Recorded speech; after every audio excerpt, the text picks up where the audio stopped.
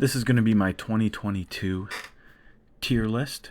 This goes all the way up till Genie and Houdini for Unmatched. So first off, we're going to start in E tier on the very bottom here, and we're going to work our way up to S tier. First up will be Willow. And her issue really is that she just burns herself out of cards. Sure, she's ranged, sure she can do some big attacks, but she burns through her deck, and there's that RNG factor, which card you are going to blind boost, and you don't know. Next up, we have Angel. He's just so mild. He's got nothing really going for him. He doesn't have any spectacular attacks or defense or anything. He's just so basic. After him, to no surprise, we have Spike. And again, Spike has some stuff, but you don't have to get near Spike at all. You just stay out of range of him, and you can't do much, especially if you kill off his sidekick. And last, no, it's not King Arthur. I did not put him in E tier, but it is Deadpool. Again, with the fact that he has 30 cards in his deck that are all different. The consistency is something you really have to take into account when playing a game, and Deadpool's consistency is almost non-existent.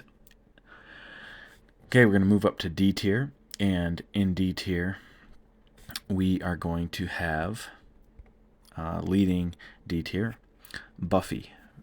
The best of the Buffy set, but she's going to be leading D tier here.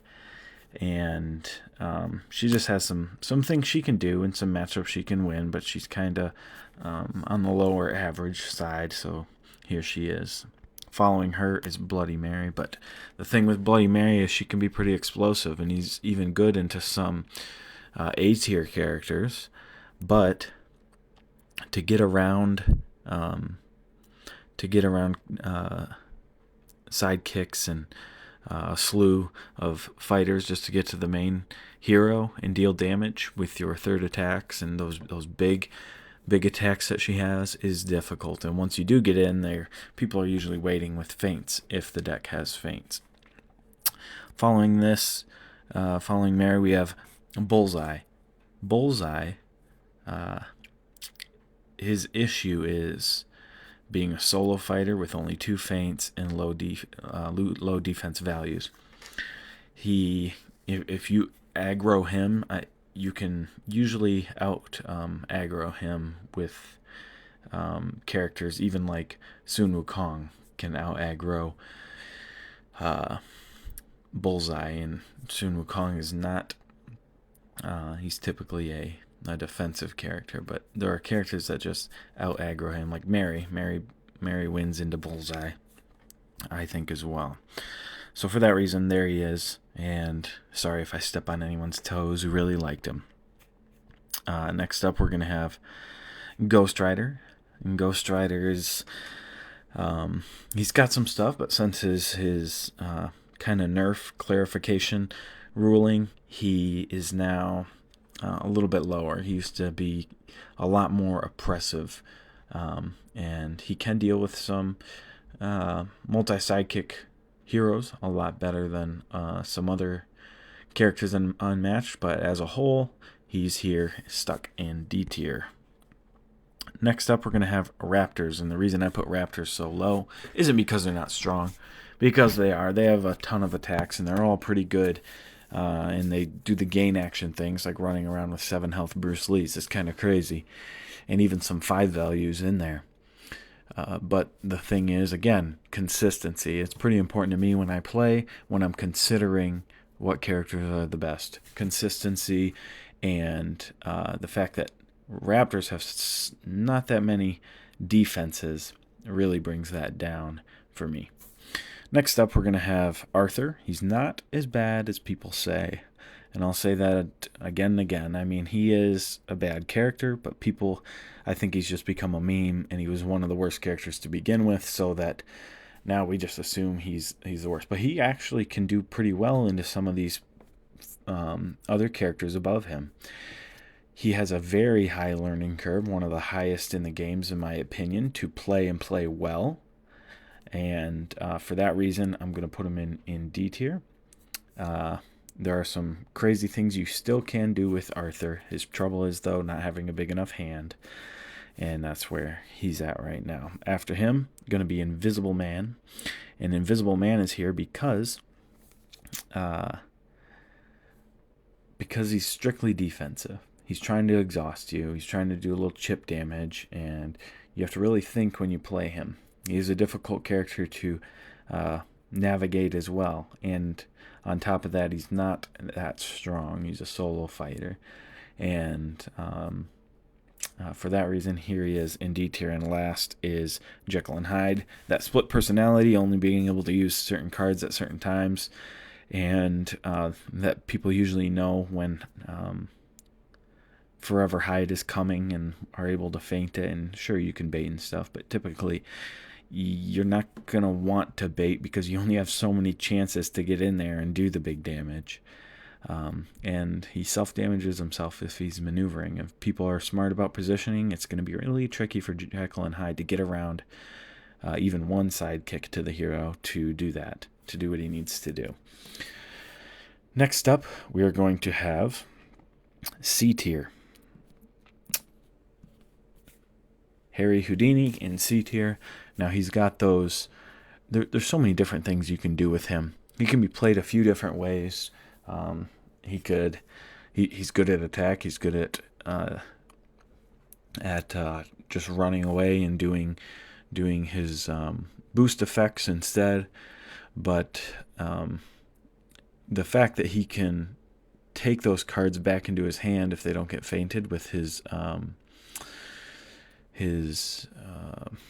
what's that card called? The grand finale, final show, whatever it is, where you can double boost it. And the fact that you can take one of those back, you could take, like, say the heal 2 boost or the draw 1 or you look at your opponent's hand and they discard, and all that stuff. It makes it his kind of bread and butter card. Is his trump card there.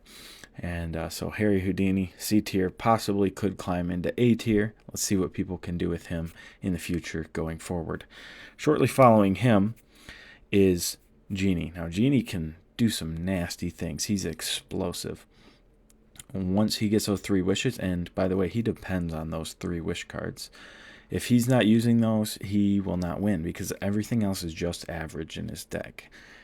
He cannot win. I won't say he cannot win, but it's extremely hard for him to win if he's not using those 3 wishes cards. He needs those to be able to do what he needs to do, because he decks out very fast. Next up, we're going to have Robin Hood. He's a all-around good fighter.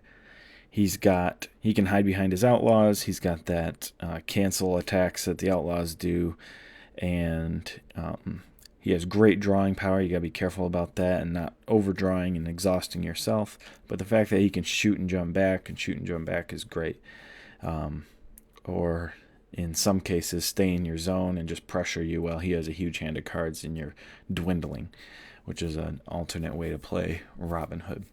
Next up, we're going to have Dracula. And Dracula, again, can probably more than any other fighter I can think of, can kind of do it all. He can heal, he can attack, he can defend. He's got some good defense. He has not that many defense, but he has good defense in feints, do my biddings. Probably the best defense card in the game, if one of the best for sure.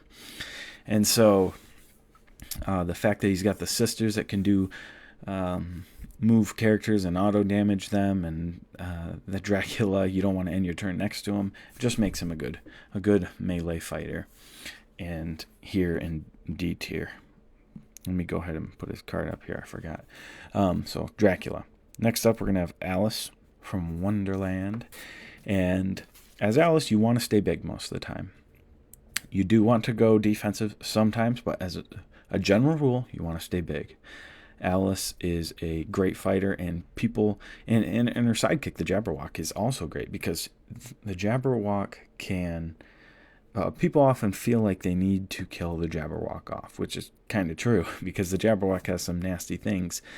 But on top of that, Alice has like Looking Glass, which can be a hindrance to her if she's fighting like Sherlock. But in general, Looking Glass on defense, you just got to be careful when you're playing it so they don't cancel it or take it from your hand and make you discard with an ambush or something. But it's a really great defense as well. But the fact that the boost value is 4 is kind of hurts her sometimes, because it's a defensive card and not offense as well or something. Next up, we're going to have Dr. Ellie Sattler. And Ellie Sattler is a pretty good character in the sense that she can really focus on attacking or defending once she gets those insights out. I think that Malcolm's pretty important. He doesn't have any important cards, but he's an important fighter. He's an important fighter because he can help get the insight tokens out on the board. And that's what you want. You want to be able to get your insight tokens out on the board and use them. Next up, we're going to have Bruce Lee. Again, he's just mid-tier. He can do some things, but there are other characters that can take it or move away or whatever it may be. And lastly, we're going to have Beowulf. Excuse me. Beowulf, I almost put him in D tier, but I think that Beowulf does fine enough to be in C tier, just on the lower end. The problem with Beowulf is having very little defense. Thankfully, you do have Wiggle Off, which can soak up some of that and get in the way. But manipulating that rage is key for Beowulf, and when to use it, when to even hold on to it to still be scary to your opponent, and so on.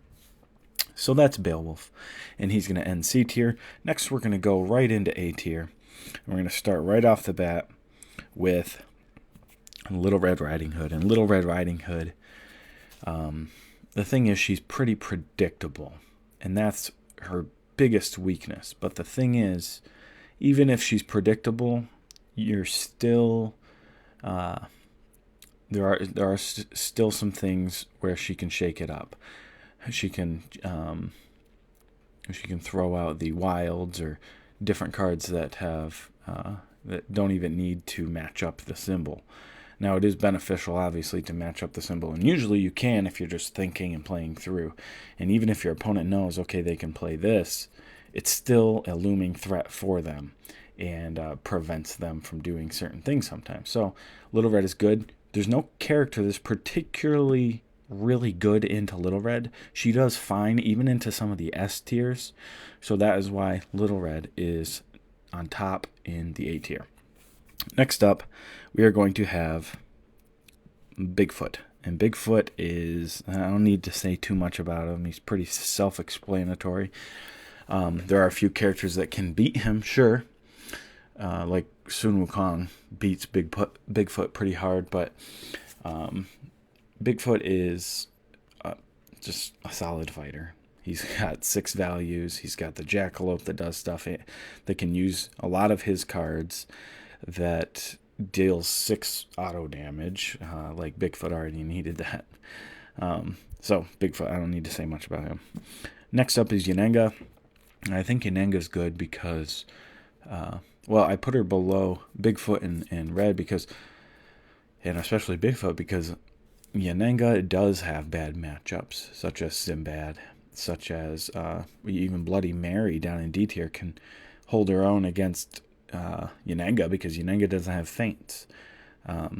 So because of that, because she does have a couple matchups that are harder for her, she is in the 3rd spot in A tier. But if you, in certain tournament formats and such, she would be higher. I'm not considering tournament formats. I'm just taking Unmatched in general as a game. Next up, we are going with T-Rex. Now, she is a beast. T-Rex is 27 health, can run around and chase you down, do damage. Now, she only moves 1, but she's got a range of 2 and is boosting every turn. If you're not boosting with T-Rex, I don't know what you're doing. You're just wearing yourself out. But you got to overwhelm the opponent with T-Rex, and she does a great job at doing that. Next up, we're going to have Moon Knight. Moon Knight obviously has 3 different personalities and 3 different effect cards that he'll be changing to. And whatever's most beneficial for you, it seems to work out. I don't know. I think there's like a little game you're playing within a game, trying to, especially as the opponent, know when to go in and attack. And primarily, you're going to want to be attacking on your when your opponent is Moon Knight and Khonshu, not on the defense one. But then again, it's scary if you go and attack Moon Knight, because then he changes into Khonshu and can deal you 2 extra damage on that turn. It doesn't take effect damage, so there's that whole aspect to that, to Moon Knight. Next up, we're going to have everyone's favorite monkey. Everyone loves Sun Wukong. Now, Sun Wukong is just oppressive. There are characters that can do very well into Wukong, even obliterate him, like Medusa. Little Red does good, and a few others. But Wukong is oppressive and degenerate to play against if you're playing a defensive Wukong. To try to get in there as someone is just, you feel like you're beating up clones and they're coming back, and you're beating them, and it's never-ending cycle. And Wukong won't deck out quicker than you, so there's that as well, especially with like the 72 transformations and stuff. And the options that Wukong has, even through attack and being aggressive if he needs to, like I was saying against Bullseye. So I won't get too much into him, but I love him. He's one of my favorite fighters. He is my favorite fighter, and that's Sun Wukong. Next up, we're going to have Daredevil. He's got a smaller deck, but he can have... He has certain cards like schemes and an attack card that will recursion cards from his discard pile back into his deck. And in him doing that, it can feel like you're not winning.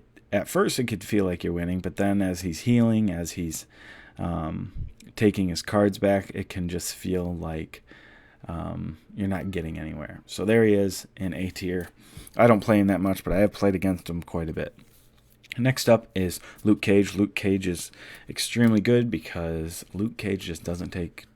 He just ignores 2 damage during combats.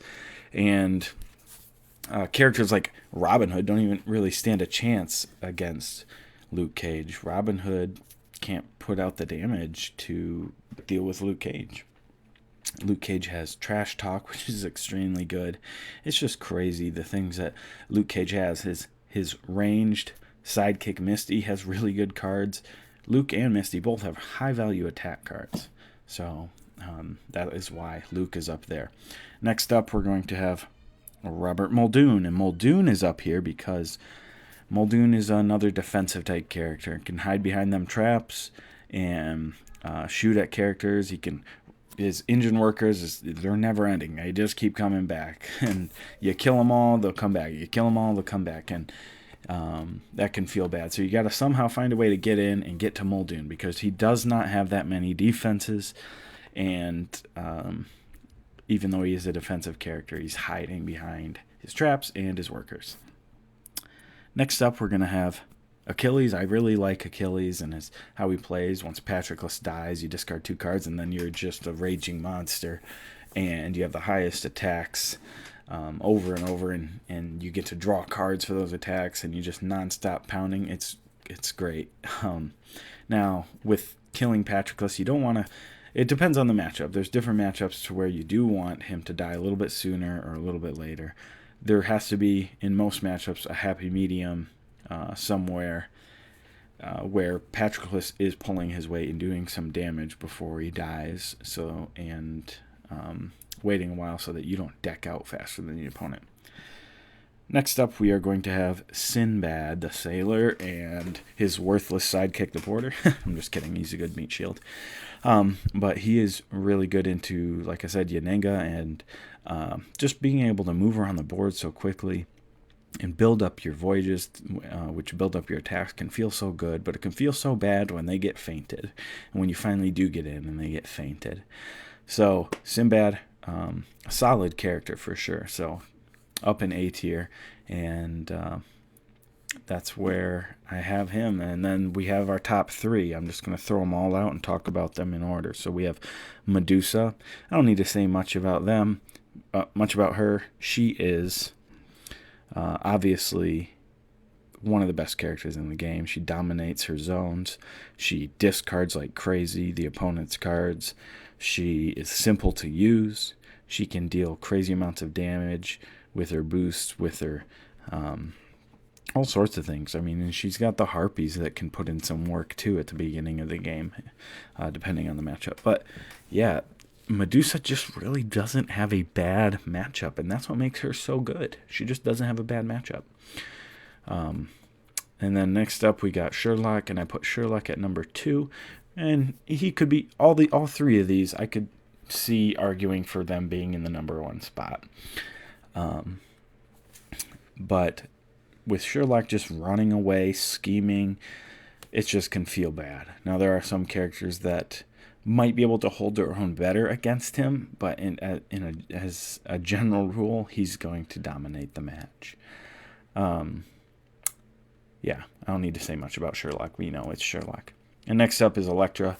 Man, what a character Elektra is. I got nothing good to say about her. She's annoying to play against. She is just disgustingly oppressive. The things that she can do, the fact that she can just reshuffle her deck, get all her little ninjas out there again, is just crazy. Just the cycling of cards that she can do is really insane, and it's hard for most every character to get in and attack her and take her out soon before she runs through her cards to be able to reshuffle them back into her draw pile. But anyway, that is my list. I realize that not everyone's list is the same, and there are going to be differences, obviously, but generally this is going to be relatively speaking. I think most people will agree in general at most of these. Some people might move a character up or down a tier, or over or back a little bit, but in general, this gives you a basic understanding of what you're looking at when you're picking a character. I will say that the 2 newest characters, Genie and Houdini, who I've played the least, they may end up moving around. I expect Genie to kind of stay where he's at. Houdini might move up 1. And I expect that because Houdini takes a little bit longer to understand, I think, because it's a totally new concept. And then Genie, I think, will stay there because of the fact that, sure, it'll feel like a really just a shutout of a game sometimes, but also it's going to feel like you just ruined yourself by drawing so many cards and not being able to get in. So that's my tier list for 2022 Unmatched. Thanks for watching.